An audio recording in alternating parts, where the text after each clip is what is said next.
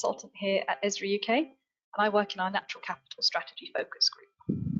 As well as GIS, I have an environmental background, so I'm really excited to be here to share with you how us and our customers and our partners are starting to bring these two things together.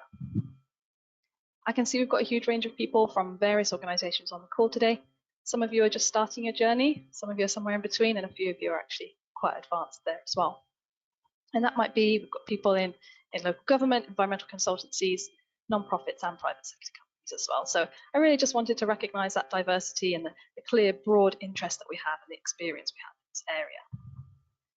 So whether you're just beginning to map out your natural assets or you're already implementing advanced strategies, our goal here today is to provide you with some insights and some tools that can help you at any stage of your journey.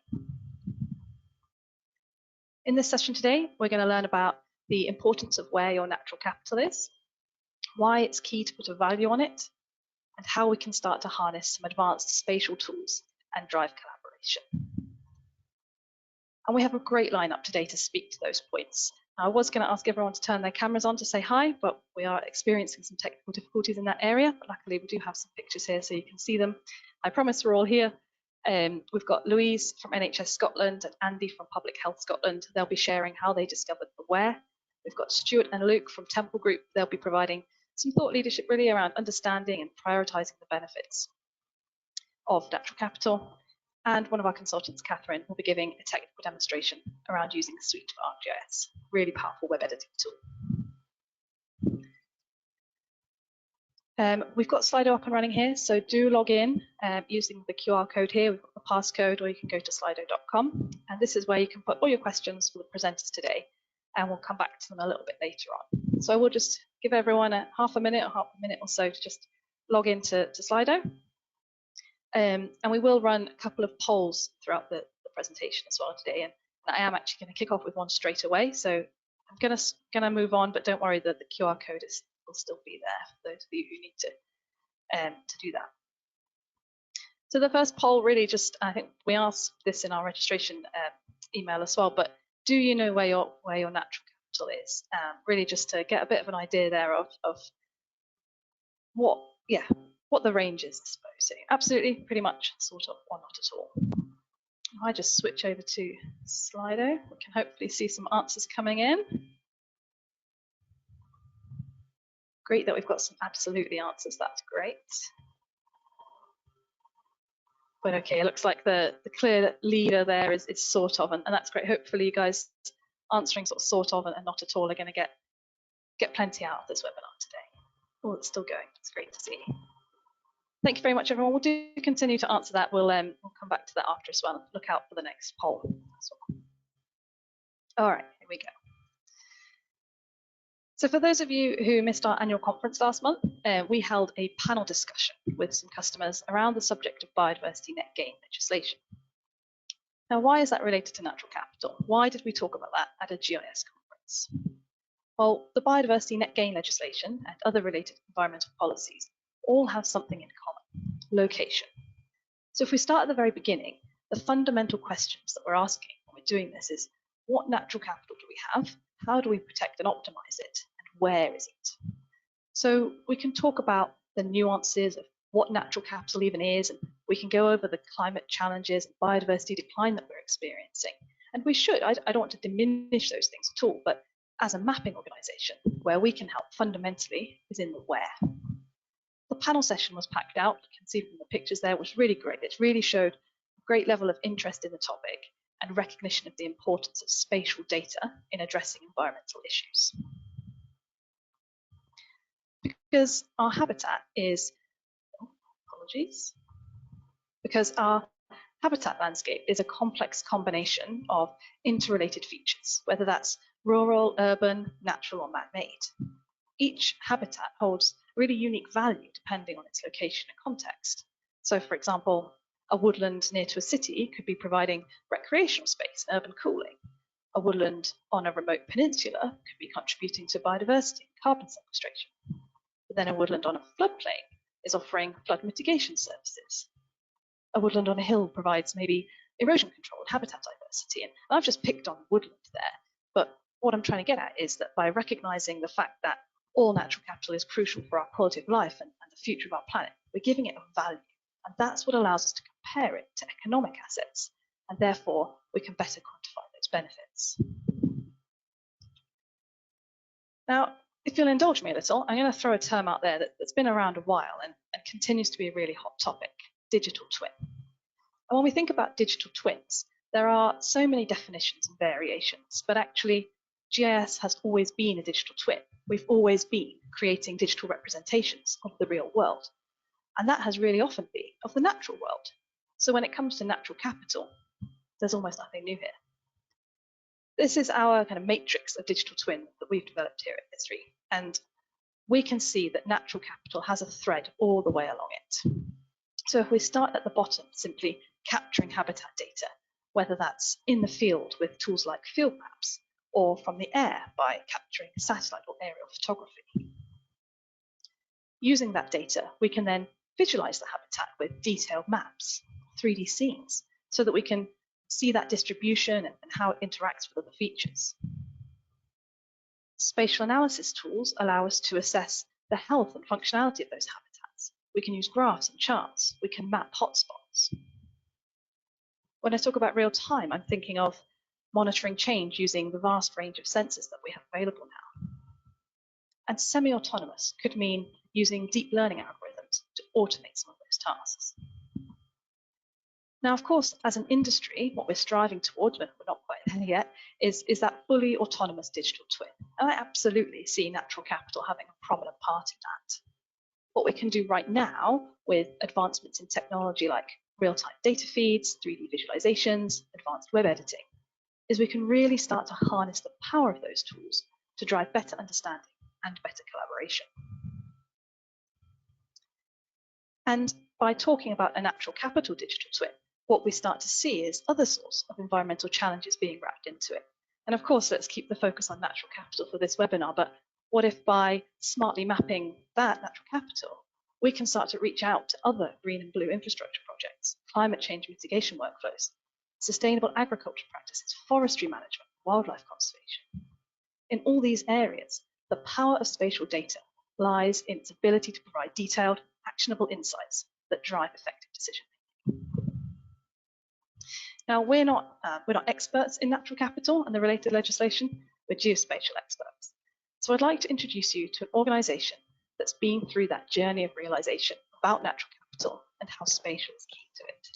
So we've got Louise and Andy here from NHS Scotland, Public Health Scotland, and they're going to talk a bit about their life cycle, their green space project. So over to you.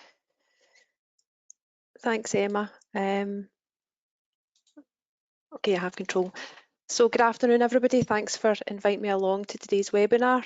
I'm going to give a high-level overview of our strategic asset management system and how this system could incorporate our natural capital assets, so that this is about the art of the possible.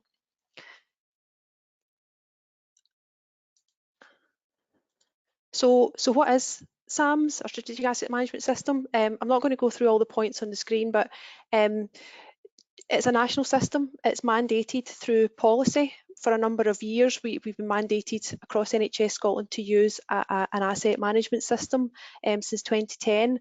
SAMS is a new system that we procured recently and rolled out to health boards during last year.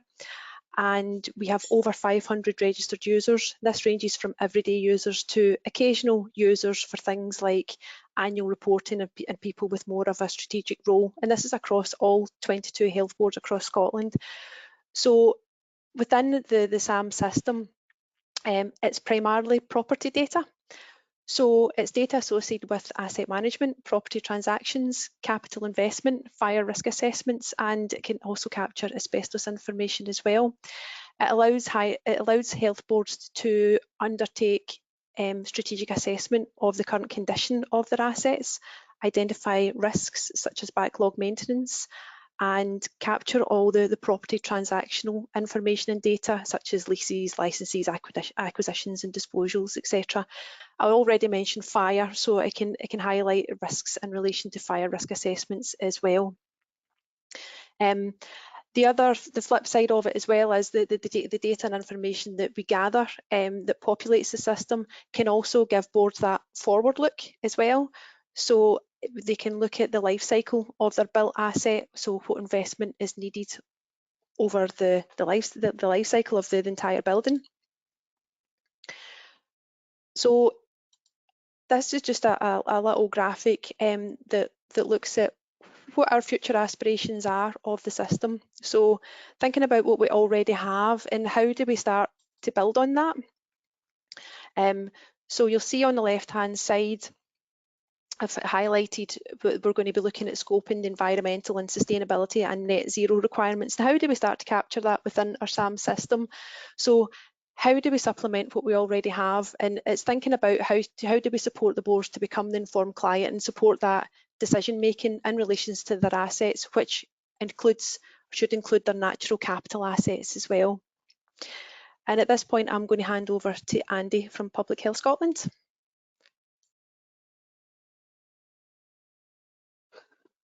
Thanks for that, Louise. Right. And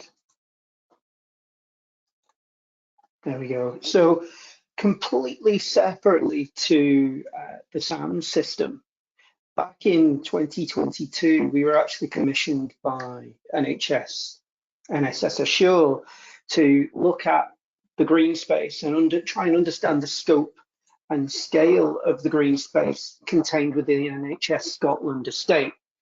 A lot of this was brought about as a direct result of the publication of the Climate Emergency and Sustainability Strategy, of which one of the key deliverables in there is to understand our estate and understand the scale of our green space. The issue we have is, where do we start when we don't know what we've got? So it's not a small task at all. In fact, it's really quite sizable.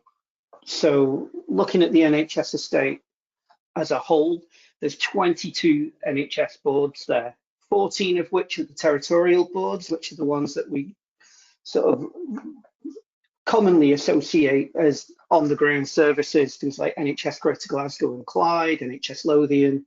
And then also there's the special health boards, such as the ambulance service. And everything is in scope for this capture. And there's a lot of data as a result of that. And it also required a large amount of communication and coordination across each of the 22 boards. As part of the scope of this, we were to produce a baseline snapshot only. But in doing so, capturing our estate acts as a starting point to provide us with a means to understand our natural capital. And essentially, this capture of the estate is a data capture process. So initially, we needed to look at and capture the addresses for all of those sites. We were able to do that utilizing things like UPRN. We were able to leverage some of our data sharing and data access that we have through the PSGA, which is the Public Sector Geospatial Agreement, that gives us the ability to utilize and share access to Ordnance Survey's premium data products. So that was used for the addressing using address base. Once we had those points for all of our sites, we then had to look at the site boundaries. That meant we had to speak to all of the boards and find out exactly what they had and digitize those where, well, in totality. We also then had to go back and validate all of that data with the boards to ensure that our understanding of them matched that of theirs. And once we had that, we then needed to figure out how we capture the green space element. So fortunately, the solution that we came upon, based on work that had been completed by NHS 5, They had already undertaken this task. So they had utilized Suite, which you're going to hear a little bit about later on, to create an entirely online means of capturing the data and also looking at that categorization, subcategorization of your data. And further than that, disseminate that using dashboards and other online Esri tools. Because they are part of the NHS, they were able to give us access to their Suite application, which we were then able to use and scale accordingly to replicate their method.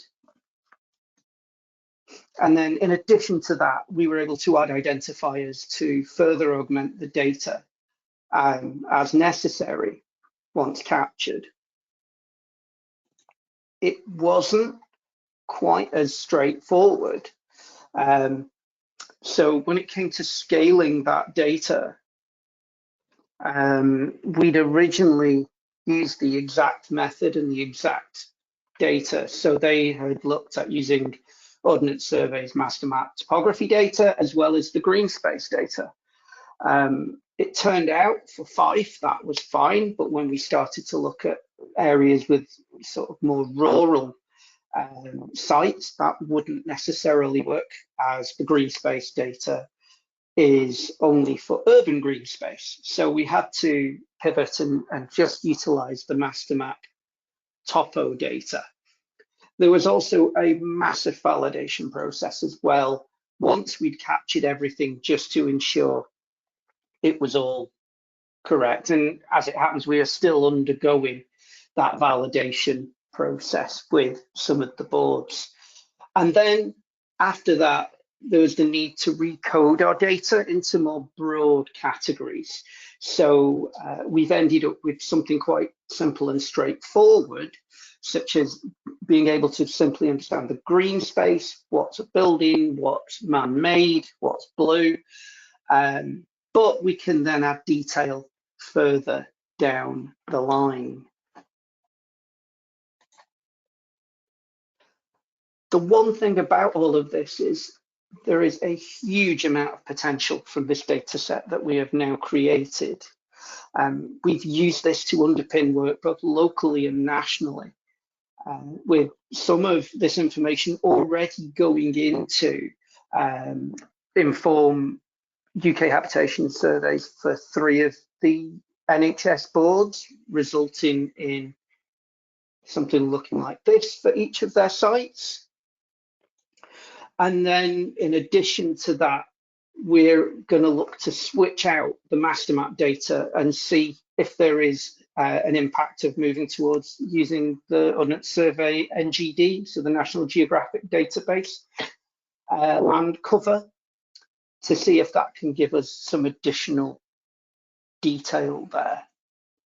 And then we can further add value through creating acts both for local and national use. But we now essentially have got a data set that has got an unprecedented level of fidelity across the entire NHS estate. And that will provide a rich picture of our estate in a way that we never had before, and helping us to understand our natural capital in a way that we've never been able to before. And so I'd like to hand back to Louise, who will explain a little bit about how this might be able to integrate into SAMS. Thanks, Andy.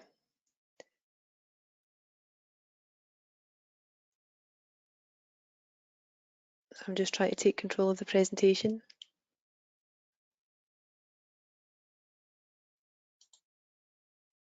There we go. Okay, so how do we add this data into SAMS to unlock even more potential and make it accessible to all the health boards? Not everybody's experts in GIS or these platforms. So this system, as I said, is available to currently over 550 registered users. So how do we do that? We too have a lot of data that's used to inform that strategic decision making across the entire NHS Scotland portfolio. It also informs business continuity planning and whole system infrastructure planning. So this is just a little example of what our map looks like. The numbers on the map just represent the number of buildings that are on that particular site.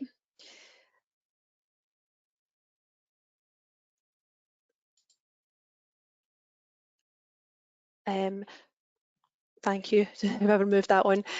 So how do we do this? I mean, we hold lots of information at building level. So the same way as you can map spaces in a building, which is the example that's shown here, we could easily map the green space, the biodiversity data, all that data that Andy's just spoke about, and make it available to all our health boards.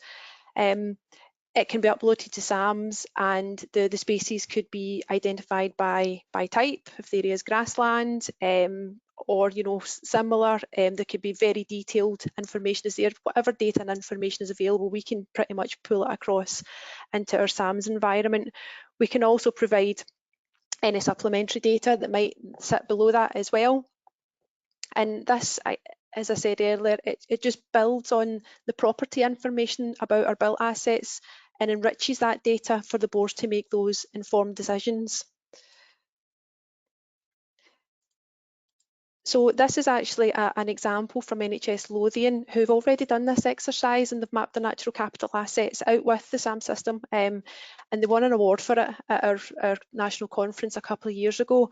Now, SAMS uses Power BI as a reporting tool, so in addition to what you've seen on the map, we could easily provide some really smart graphs, charts, etc., so that boards can visualise this and start to analyse the data alongside that property physical condition information as well, to inform that high level strategic plan.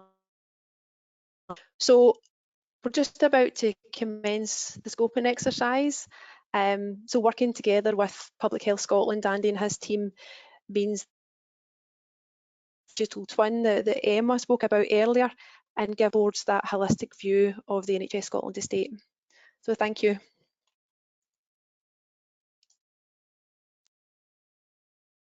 Thanks, Louise. Thanks, Andy. I think that's just such a great story, and I'm particularly impressed by how you took the work from one board and you're able to sort of push that out to so many more. If you have any questions for Andy or Louise, please add them to Slido. The QR code is there if you need it again, and we'll pick them up later. So to show in more detail how some of that work was achieved, I'm now going to pass over to Catherine. Thanks, Emma. So as Andy mentioned, one of the key tools used in the Green Space project was Suite. So firstly, let's take a look at the key capabilities of Suite. Developed by Esri UK for web-based data editing, Suite has built-in quality checks to ensure data is correct at the point of capture. The application is built on a rule-based engine, allowing you to validate topology, attribute information, and layer connectivity as you go. Custom rules and validation can be configured to suit your business logic, creating a tailored editing experience for highly accurate data collection. And dynamic visual feedback can be provided to editors, empowering users to make informed decisions. Licensed separately to the other ArcGIS apps, a Suite Builder license will allow you to create apps and configure rules, and a Suite Editor license will allow a user to edit data within an app, working offline if required. So now you know a bit about Suite, let me show you how it can help you map your green spaces.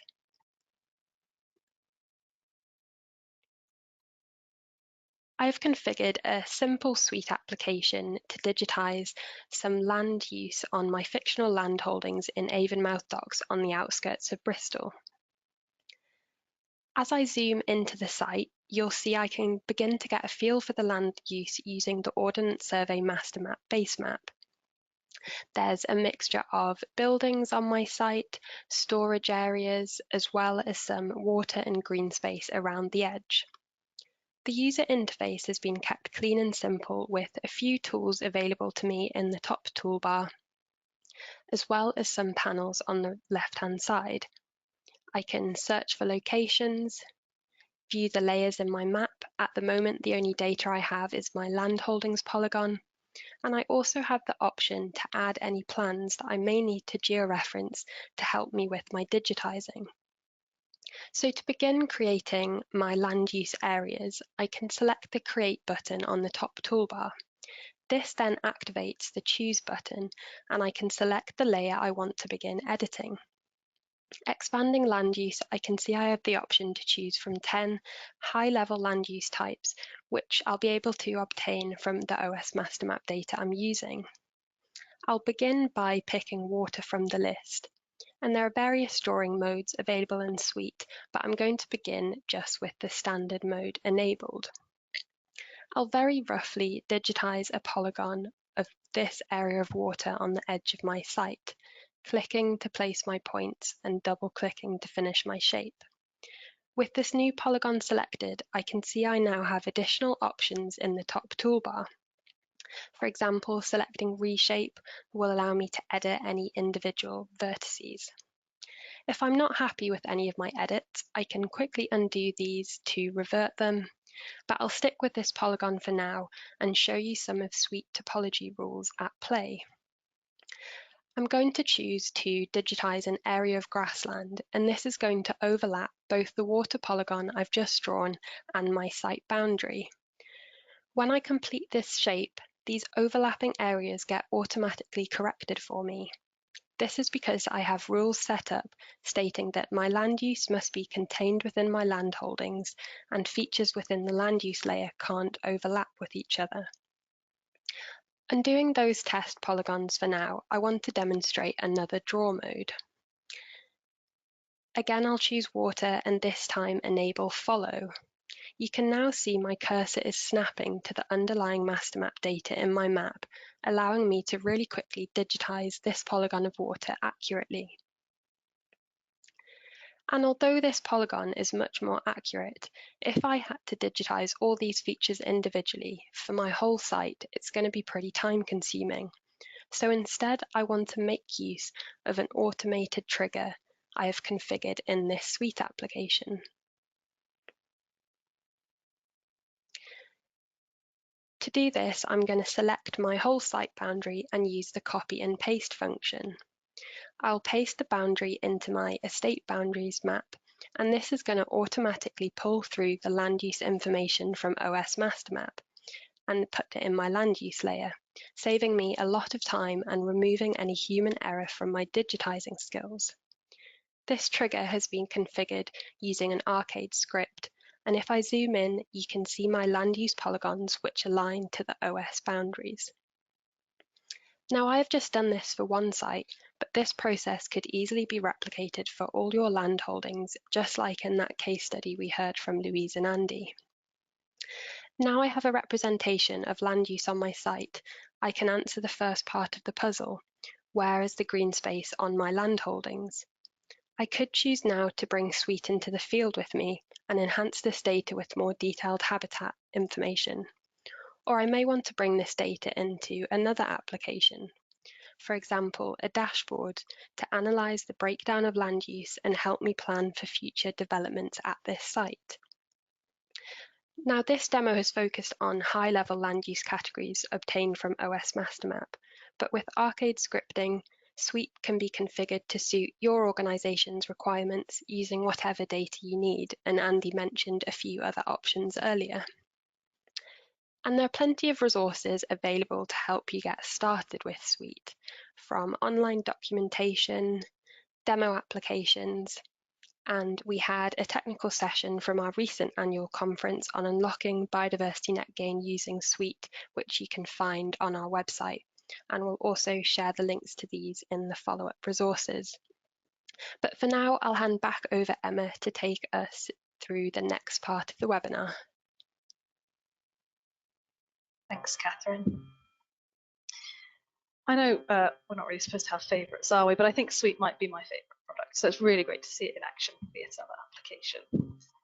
So again, any questions for Catherine on Suite, please drop them into Slido. In Slido as well, there is another poll live. I hope it is live. What is your biggest challenge in managing that? So we've seen some bits around data collection. We've talked a little bit about analysis, but actually that data capture and that analysis part is really sort of core GIS stuff. So we're kind of really interested in whether there's any other challenges around elsewhere so that we can get an idea of where else we can start to build resources to help. And we've got a few answers coming in. Some of the things I've already mentioned, that's great. I don't know how much we're going to be able to help with securing funding, but maybe I'm thinking creating apps that can give more confidence to your stakeholders, that might help there. Great, thanks everyone, really appreciate the answers there. We'll use that to come back to later on.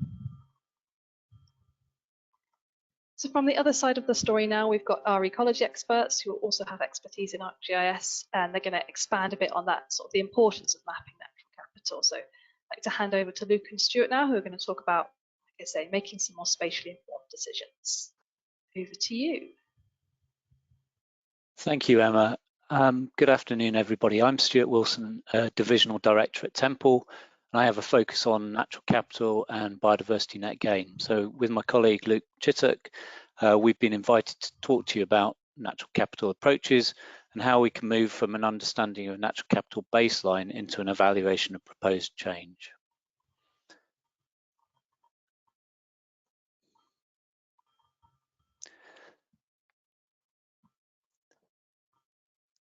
Previous speakers have highlighted some of the drivers behind and approaches that support a move towards understanding natural capital.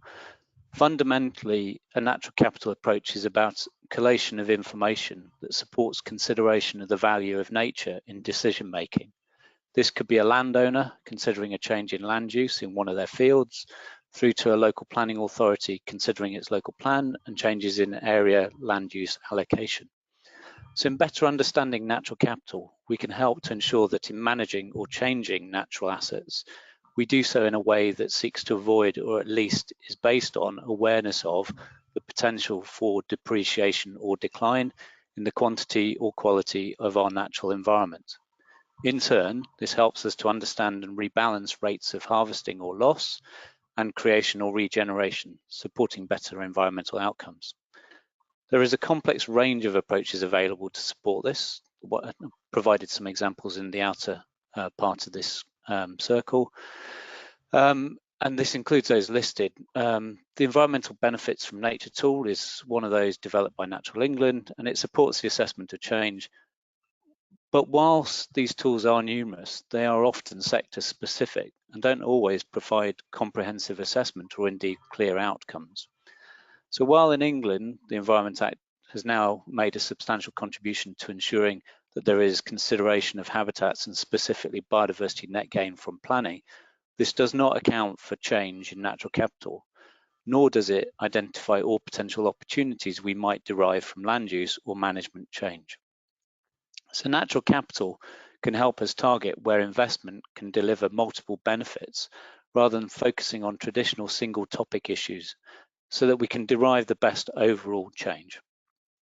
And the drivers for this range from evolving legislation and planning policy that is moving towards outcomes evaluation, through established investment requirements such as those within the Green Book, and finally intersectoral initiatives, in particular those related with the financial industry.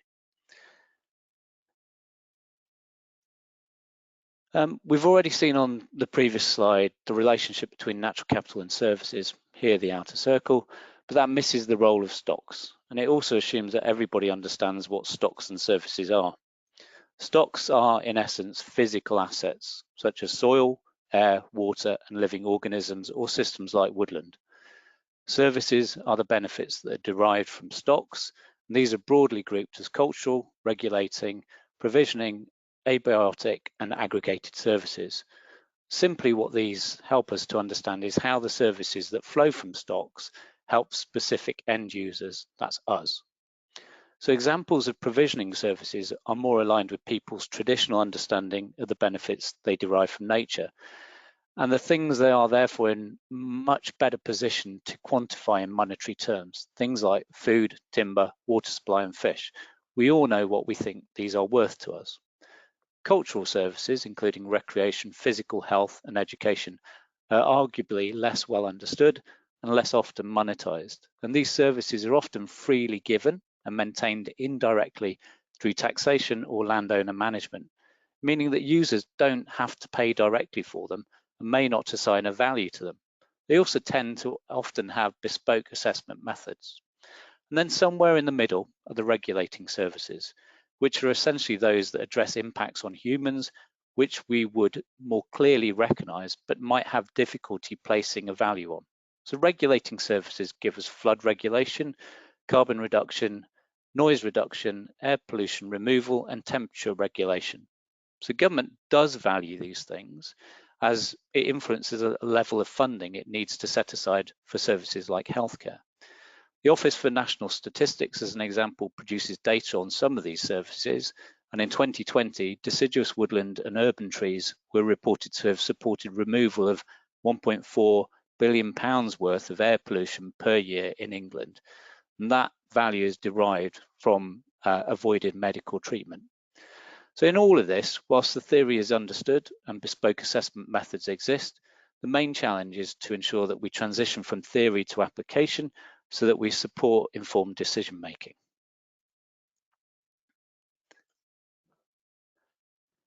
In addition to needing to understand the basic elements of natural capital, we also need to recognise that there is often an absence of guidance and agreement on what is valuable. Indeed, priorities at a national and local level may well not align, and any assessment needs to take this into account. Typically, national priorities are aligned with societal gain as a whole, including focus on food security and water supply, which are increasing challenges in parts of the UK. The climate emergency has also led to a focus on carbon sequestration, with targets being set at the national level through the Climate Change Act. At the local level, priorities more typically reflect direct use and the immediate environment in which communities are located. Here, the focus more often and understandably is on clean air, recreation and aesthetic issues, although the economic prosperity of the receiving community will influence this. So natural capital assessment also has to address the trade-offs that exist, both between national and local priorities, recognising that deriving a benefit from one ecosystem service may often lead to a direct disbenefit in another. An example of this is the trade-off between biodiversity and recreation. While giving access to nature is key to the levels of recreational use and people's well-being, it may directly impact on the quality of the environments themselves through that physical access. I'll now hand over to Luke. Thanks, Stuart. Hello, everybody. My name is Luke Chittock. I'm Director of Digital Delivery at Temple Group. We, among other things, my team focuses on building applications in Suite. So we're well versed with the Esri technology in that regard. So as you have seen from some of the previous slides today, the UK benefits from a well-regulated and mature spatial data inventory. So we've got the base mapping through OS, which you can pull data through as Catherine demonstrated. But there's other data sets that are contributed by the parties, so LPAs, wildlife trusts, and there are other statutory designated data sets which are really robust and they're authoritative, and these support natural capital assessments. Some of the aforementioned tools have a very prescriptive approach to the data that's included in assessments. One example of this is the EBNT tool. However, although these datasets are accessible to professionals and to the public, their interpretation in the context of natural capital is not. So the tools in the current form, they could be considered complex and unwieldy because many are spreadsheet based, but the outputs can be easily visualized. So what we're seeing here, we've taken our BNG app as a quick example, and we've evaluated here a site that has some grass and arable crops and woodland to give us around about 370 biodiversity units. So while this is a very, I suppose, high level assessment of biodiversity because it's BNG focused and it's a habitat only form of measurement, what we can see, we can start to understand a measure of value in the landscape.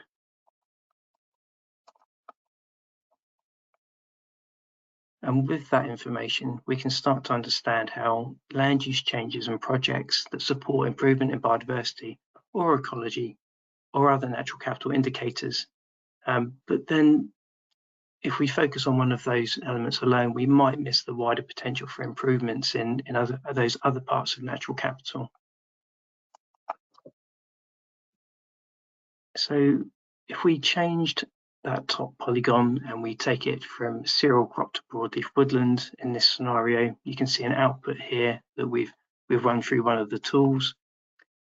And so by taking land out of food production, there's an obvious suppression of food production, but there's an improvement in wood production. So we have these wider benefits and changes that occur in this scenario.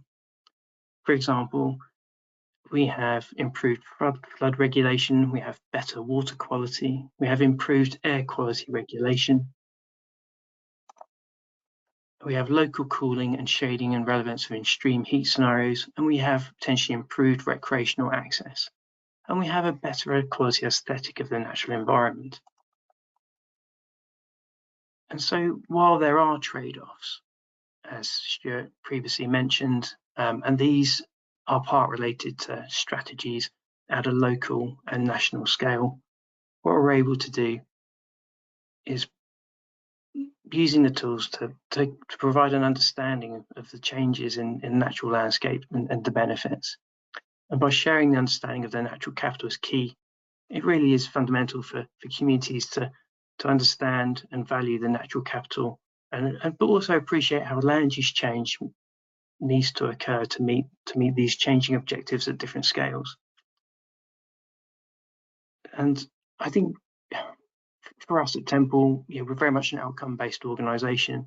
We want to see the level of understanding improve through public engagement that will lead to acceptance of proposed change, because we live in a time of where change is being forced upon us. There is undoubtedly change, and we're seeing this through climate change, and we're seeing it through regulatory change. And so we're positioning ourselves to tool for this change for the Esri community, and by relation, the users of those platforms and those Esri customers to reach and inform a wider audience that's becoming increasingly aware of the value of the natural environment. And on that note, that's probably passed back to you, Emma. I'm happy, of course, to take any questions. Brilliant. Yeah, thank you, Luke. Thank you, Stuart. Really amazing work from you guys on this. So if you do have any questions for Temple, again, drop them in the Slido. And that's where we're going to go now. That's it from our presenters today. So I'm going to go ahead and have a look at the questions that are coming in. Okay.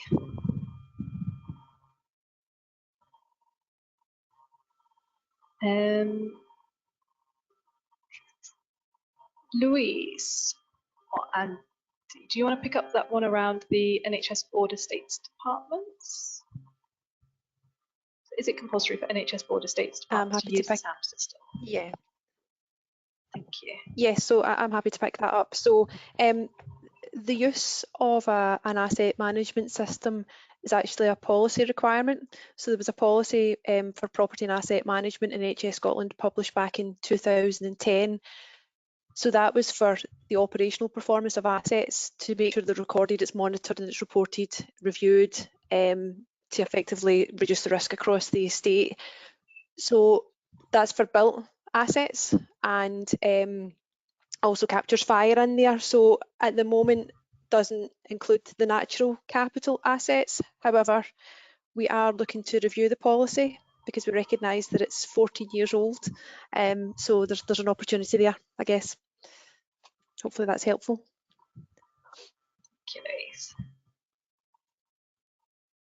Thank you. Catherine, do you want to take that first one, the top one? Sorry, I should have done that one first, really, shouldn't I? Around the software making default assumptions on the quality of the habitats, or maybe Temple could follow it up as well. Yeah, so I guess just from my demo, no, there was nothing about the quality there. I was simply pulling through the high-level land use categories from MasterMap. But yeah, Temple, do you want to add anything on your suite app? Yeah, for sure. Thanks, Catherine. So quality and condition, I mean, I'm sure Stuart would agree with me, there's a real focus here on professional judgment and ecologists in the field.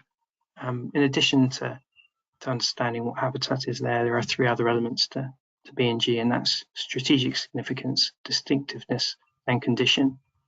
And these are complex areas, and yeah, assumptions are sometimes made to achieve rapid assessments, but to be metric compliant, yeah, there is professional judgment required.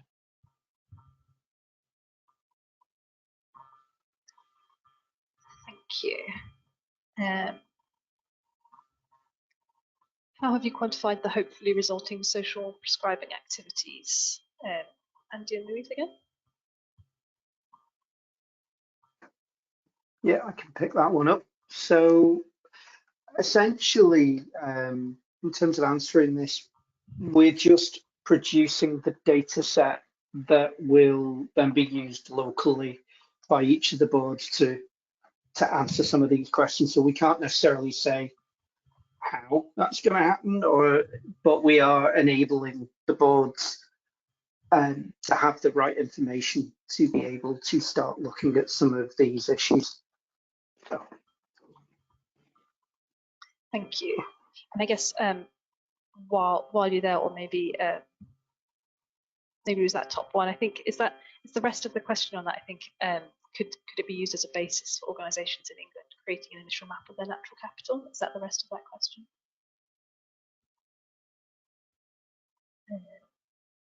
Or maybe we'll leave that one for a second. Shall I pick that one up, Emma? Yeah, okay, sorry, yeah, go on. So just quickly, the point is around local nature recovery strategies, which are an initiative within England that is going to be delivered early part of next year, later part of this year. The local nature recovery strategies set out the current habitat distribution in a particular area and the ambition for the future. So absolutely, could the mapping within that be reflected within development of a natural capital assessment? Yes, they could be. The key bit is probably to move towards an understanding of how future ambition is looked at and assessed within that. I'll also pick up the 371 value just quickly as well, so that we all understand. In England, that's using the statutory biodiversity metric. The 371 is an evaluation of habitat area, so it's 371 biodiversity units, habitat biodiversity units, and it's derived from an understanding of the habitats, their area, and the condition that those habitats are in. So the baseline value in this particular scenario was 371, and after the change to broadleaf woodland was improved. But the key bit is it's not all about biodiversity net gain, it's about taking that and moving it forward to an understanding of natural capital. Brilliant, thank you. I really like this middle one. What's the biggest hurdle in developing natural capital tools? I guess while you're on the line, Luke or Stuart, or anyone else, as it says. I'll have a go just quickly. So the point that I touched on was that there are a significant range of natural capital assessment tools out there, and they tend to be for specific purposes. Most do not provide a comprehensive assessment or approach to all of the aspects that you might encounter. More typically, people take a subset of data. So probably the greatest hurdle is turning a mass of data into something that is considers all stocks and services in an appropriate and proportionate manner. So I think that answers that one. Are the values shown in Temple last slide based on DEFRA government values? So the last slide that Luke showed it uses the biodiversity suite app, and it takes the statutory biodiversity metric approach, and then further uses the Natural England methodology, which is the environmental benefits from nature tool, to come out with an understanding or an evaluation of change. Yeah, the indicators. Yep. Brilliant. Okay, I think we've answered them all then for now. But yeah, if anyone does have any more questions, do continue to send them on to us. I've got some information about how you can do that in a second. So Really just to wrap up there, back in my introduction, I mentioned some advancements in technology, and we've seen some really great examples of that from our speakers today. We have so many ways now to use GIS data to tackle some of these environmental challenges that we've been discussing, be that remote sensing techniques like LiDAR and drones, providing sort of that high resolution real-time data, which allows us to better monitor land cover changes, water quality, and assess the health of ecosystems. Bigger and better spatial analysis like machine learning algorithms allow us to analyze the vast amounts of data that we have now. And again, those tools can help us to classify land cover, predict trends, make those data-driven decisions. We've seen smart web editing that empowers users to capture information with real-time data validation, really driving that efficiency and accuracy of workflows. And once we've captured, analysed, edited all of that data, well, the collaboration tools that are available now mean that we can provide a centralised platform for sharing our spatial insights and monitoring progress. We have so many sort of data sharing platforms now that facilitate transparency and interdisciplinary collaboration, which is just so important given the sort of cross-sector nature of natural capital. So as I said, contact us directly with questions. I hope you've enjoyed the session today. What I hope you've learned is critically that sort of power of where location data is so important. And Louise and Andy showed us that as their start point. And then Stuart and Luke sort of carried on with that, explaining the importance of then sort of quantifying those benefits as well as mapping them. And Catherine showed us how we can start to harness tools to power that understanding and drive collaboration. If we're not collaborating, how can we really drive any change? And we at Esri UK, we believe that we can help to address today's key environmental challenges through the use of geography and the natural capital digital twin. So all that's left for me to say is that the recording of this session will be sent out shortly. And if you do need to get in touch, there are some details on the screen there. We look forward to hearing from you. Thank you very much for joining us.